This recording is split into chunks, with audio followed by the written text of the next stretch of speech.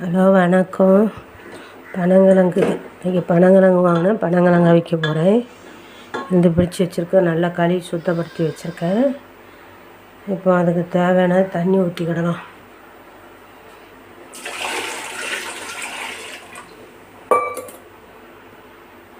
இந்த பூண்டை அரைச்சி பனங்கிழங்குல போட்டுக்கலாம். ஏன்னா பனங்கிழங்கு கொஞ்சம் வாய்வு, அதுக்கு நம்ம கொஞ்சம் பூண்டு போட்டுக்கிட்டோம்னா நல்லது உடம்புக்கு. அதனால் இந்த பூண்டை அரைச்சி உள்ளே போட்டுக்கலாம்.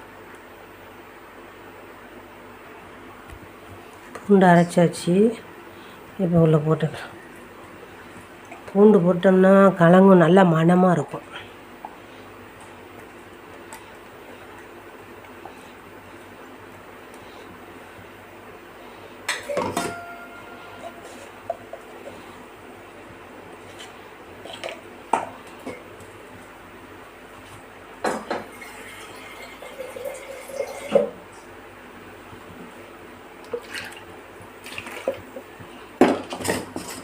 மஞ்சள்லாம் கலக்கி ஊற்றியாச்சு.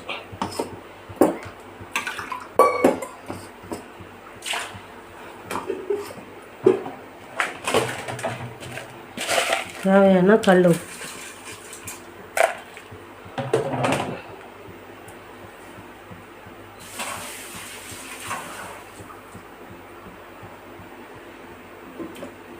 மூடி வச்சு இப்போ வேக வைக்க வேண்டியதான்.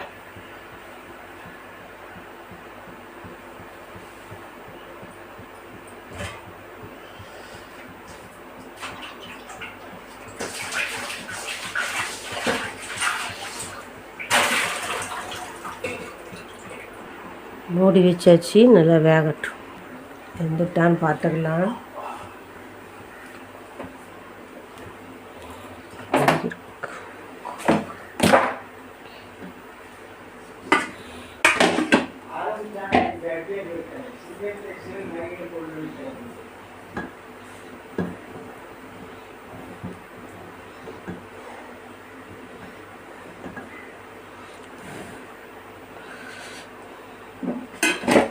கொஞ்சம் வேகணும்.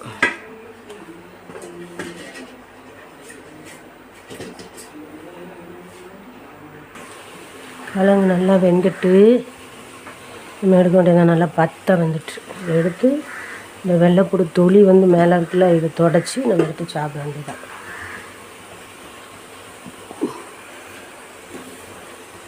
நல்லா பத்தை வச்சாச்சு.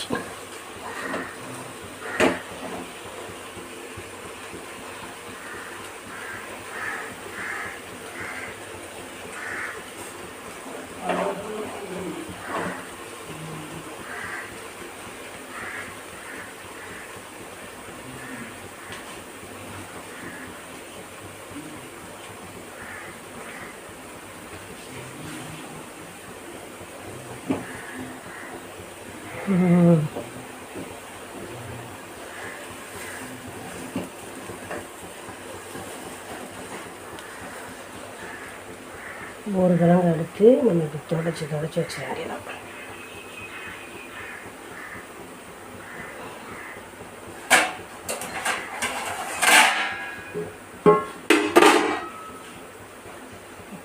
அடுப்பு ஆஃப் பண்ணிடலாம்.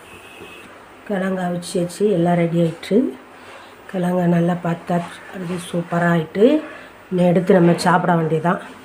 இல்லை பூண்டு போட்டிருக்கேன், மஞ்சத்தூள், உப்பு போட்டிருக்கேன், நல்லா பத்தை அவிச்சிருக்கேன். இப்படி அவிச்சோம்னா 5-6 நாளைக்கு வச்சு சாப்பிட்டுக்கலாம். பனங்கிழங்கு ரெடி. நீங்களும் இந்த மாதிரி அவிச்சு சாப்பிடுங்க.